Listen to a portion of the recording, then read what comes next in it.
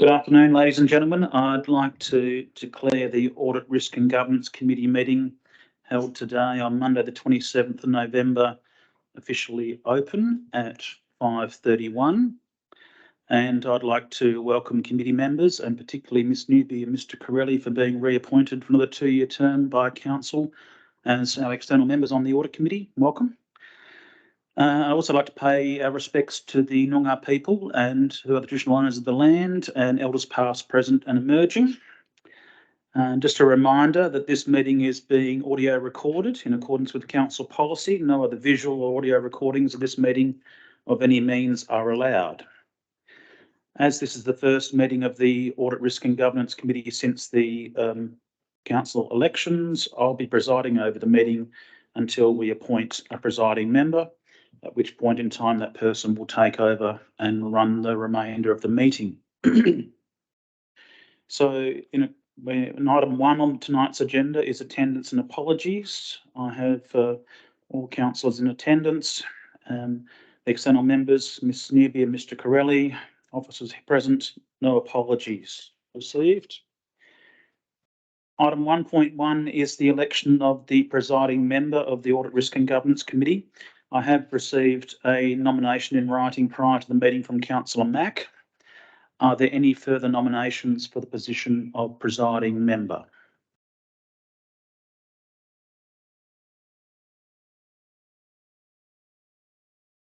As there are no further nominations for the position of presiding member, I declare Councillor Mack to be appointed presiding member of the Audit, Risk and Governance Committee for the next 2 years, and invite him to come up and sit next to me at the table and assume the chairing of the meeting.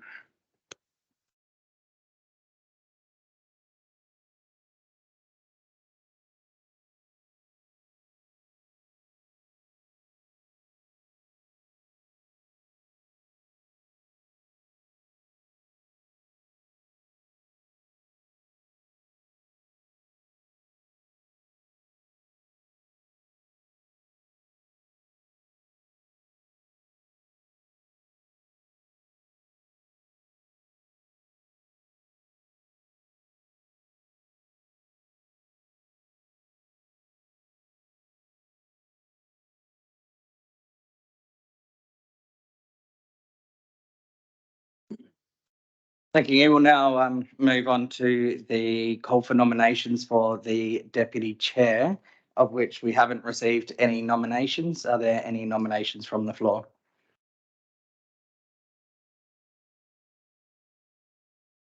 Mr Corelli? There being no other nominations?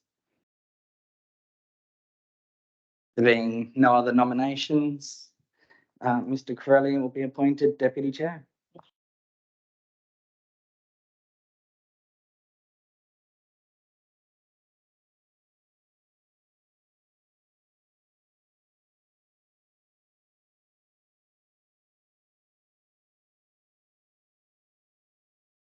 I'll move on to the next item on the agenda, which is public questions, of which I believe we have received. None received, Mr Presiding Member, and no members of the public present.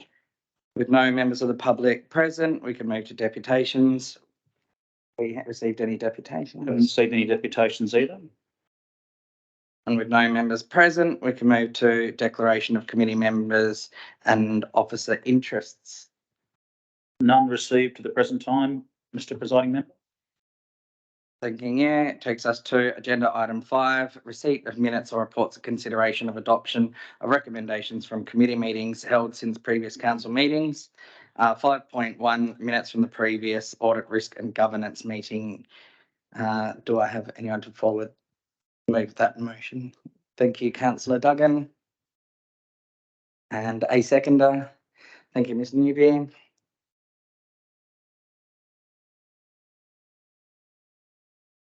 And that brings us to oh, sorry, is anyone opposed? Motion carried unanimously. Agenda item 6.1. Oh, do we have 5.1.1? Agenda item 6.1, Strategic Risk Register Quarterly Review Report for November 2023. Do we have any questions? Ms. Newby. Yes, I do. Just on risk number 2, given the fact that we've had a turnover, particularly of the IT manager, I'm just wondering whether we should now be considering in the controls something to do with assisting the retention of key personnel. First of all, identifying them, and secondly, retaining them. The reason I say that is that we've got major control work to be done on that IT part. It's become such an important part of the Shire's business, really, and risk. I just really am concerned that that our controls there may need some review to strengthen them up. I'm happy to answer that question if you like, Mr. Presiding Member. Could pick up Ms. Newby. What I would say is we're doing some work with the HR manager to identify where the most turnover is occurring in the organisation. And that seems to be with people who've been with us for less than 2 years. So the IT manager was with us for some 5 years, some sort of 6 years. So most of the turnover seems to be happening with people between 0 and 12 months and then 12 months and 2 years. So I've actually asked the HR manager to bring in an external facilitator to facilitate some workshops with those staff that are currently in with us in that bracket of time to understand what challenges they're facing and try and understand that a bit more, which might indeed lead to some more control. So perhaps if I could take that on notice and consider that for next time, we might actually have some more controls in place at the next meeting. We might have done those workshops and engaged with those staff who are here in that time frame from 0 to 2 years. Thank you, because I think that leads into that risk 4, where the organisational capacity has a major effect on it and affects the controls that we've got in those. So perhaps when we're looking at these, if we can review both of those together, because they are linked.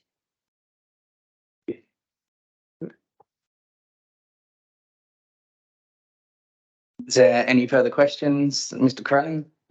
Yes, thank you. I might ask as well, as Ms. Newby did, about the ICT General Controls audit. And given that the Shire has lost their IT manager, there's a significant amount of work in that audit that needs to be completed, with a lot of dates there that may now be ambitious given the lack of an IT manager. What's the Shire doing about that? And will we need to look at those dates in that audit? I might ask the Director of Corporate Services to answer that question, Mr. President. Thank you for the question. Perhaps the dates will need to be reviewed. We were quite early getting an advertisement out. The applications were many and of significant quality. So I would expect to be making an appointment within 2 weeks. And this is a quiet period of the year now, so we should have a high quality candidate in place by January, probably mid-January, I expect. So obviously it will take some time for them to get their feet under the desk, and we'll make a review at that time. However, a lot of the controls have progressed. We did have budget in anticipation of the outcomes of the audit. So take the point that having lost the manager is a key driver of the delivery of those things, but we are well placed to continue at this stage. A follow-up question, if I may. At the last audit risk and governance meeting, the committee requested that I believe it was the CEO, meet with the IT manager to see if the department was sufficiently resourced. Has that happened, and what was the outcome of that? We'll be doing that through. I'll hand over to Fraser. So it was actually just the preparation of a report to review all of that. Some significant work has gone into that, but given the departure of the manager, we'll leave it for the next manager to progress that report. So, Thank you. No further questions. Ms. Newby? Yes, I do. Risk 6, which we've got as bushfire management, and it was quite fortuitous. We've had a practice at this, all of us. Just one of the issues on community education, and I'm just wondering if we can consider beefing that up as a control. And I'll give you an example. I mean, we've lived here for over 20 years, and farmers, we understand exactly what no vehicle movement, entails.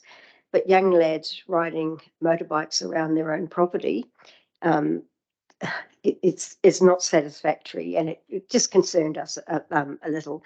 The other thing is that I did actually ring the police to report it, not to drop them in, but because we were concerned, and it was on that day when we had the major fire. And the police sergeant said to me, "But if they're on their own property, that's okay." I said, "No, it's not." And so she was going away to read the legislation, she told me. But I know nothing happened about it. I'm just giving that as an example where we need to make sure that all our emergency services and people are just so aware of it. I don't know how I'm not a communication expert. We get that message out about exactly what is involved, because I think that is a major risk we have. And somehow I think we need to get that into our controls. So I'm just wondering what we do about it. Mr. Presiding Member, the Director of Community Engagement, I'm sure will be happy to answer that question. Thank you very much for the feedback. And we do have a rolling communications plan around emergency management and emergency preparedness, reminding residents and property owners around their responsibilities. So to your point, whether it's a property owner that, runs machinery, or a property owner that has people that are using vehicles that you've mentioned. So it's definitely feedback that I can provide to our emergency services team as well as our communications team to see what proactive communication and marketing we can do in that space to remind everyone about their roles and responsibilities, whether, again, that's fire breaks, using machinery, or riding motorbikes. If there are harvest and vehicle movement bans in place, about what can and can't be used on those days.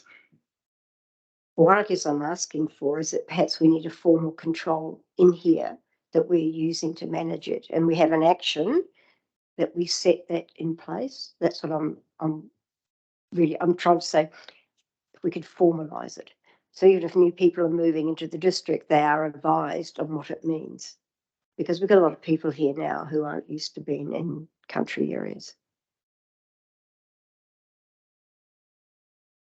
Perhaps if someone was happy to move the motion, they might add a point 3 to that to say, review that for the next meeting and include that in the report about how we could incorporate communication into that bushfire management risk. Ms. Newby, is that really something you're happy to do? One thing that springs to mind instantly is that could we send text messages to all residents on total fire ban days, reminding them, pointing them to the website? The Director of Community Engagement has something prepared earlier about that matter. Thank you, Mr. Corelli, and a very good question.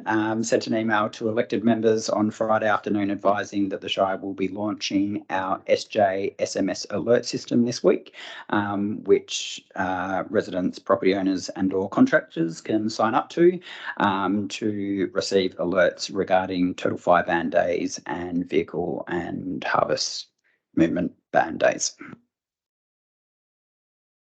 They just need to know what they mean. I do have another question. Ms. Newby? This is about risk 16. I just think we should update the causes that we've got there, because we've got current marketplace driven primarily from COVID-19. Now, we know COVID-19 is still around, but I don't think that's the only cause that we have for those, for the need for those controls within the capital projects. So I'm just asking if perhaps we could review those. Mr. Presiding Member, I'm going to ask the Director of Corporate Services to comment on that, as he's the risk owner for that one.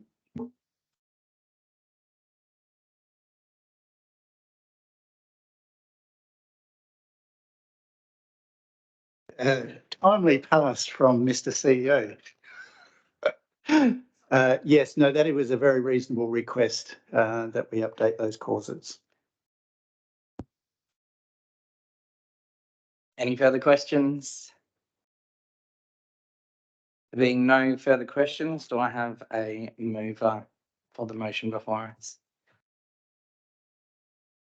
Sorry, Mr. Presiding Member, did we want to add a third point to that motion? I think Ms Newby was going to add the third point about the communications. Correct. I had some draft wording to help out if that would help you. It could be a point 3, request the CEO review the communication actions and controls associated with risk 6 for the next meeting. That's fine. I'll move that.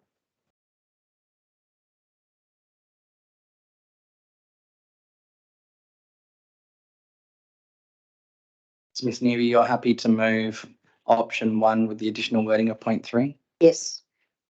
And a seconder, councillor Coles. Is anyone opposed? Passed unanimously. Maybe we'll just need a very simple reason for the difference to the officer recommendation. 3 minutes, please. To strengthen the risk controls.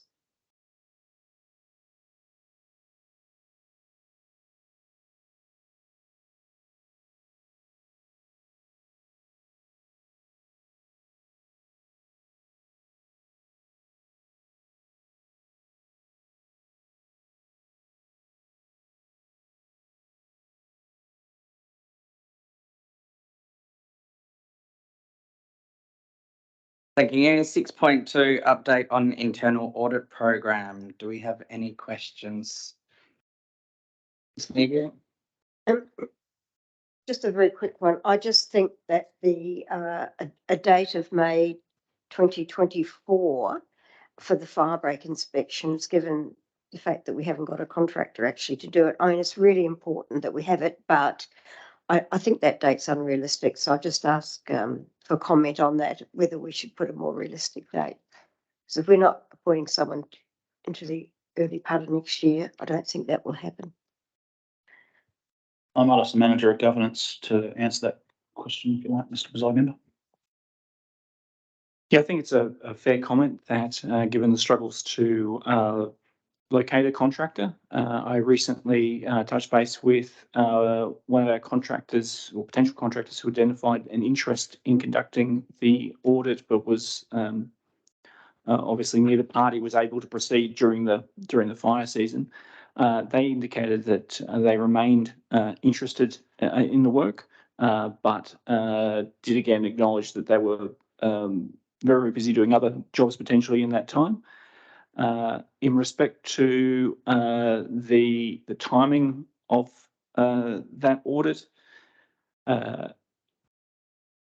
is a balance between obviously delivering on an audit that's very, very important and an audit that will have some recommendations that are able to be implemented for the fire break inspection for the upcoming fire break year. Because if we delay the report later than May, you might not be able to implement those recommendations until the following year.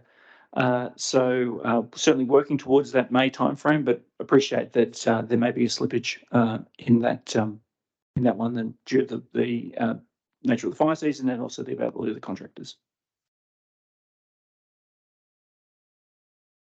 I mean, I'll accept that. I just feel that we should have realistic dates, and it's fine to have a stretch target to go to, but then we need to understand and have a plan in place if we can't meet that date for what we for alternate arrangements. I mean, through the chair, appreciating that there's importance for realistic dates, the backup plan would be to include it in the forward program for the following audit year, which will be presented to the audit committee next year.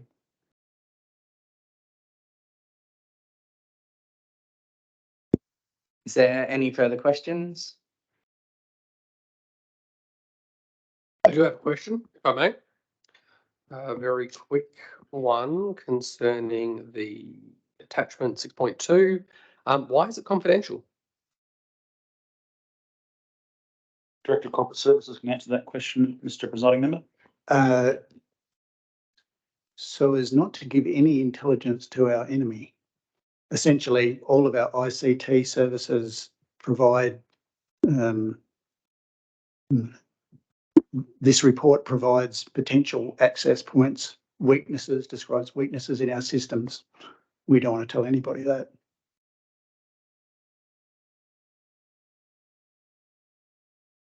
Thank you. Any further questions? There being no further questions, do we have anyone who would like to move the officer recommendation? Mr. Corelli and a seconder. Councillor Coles.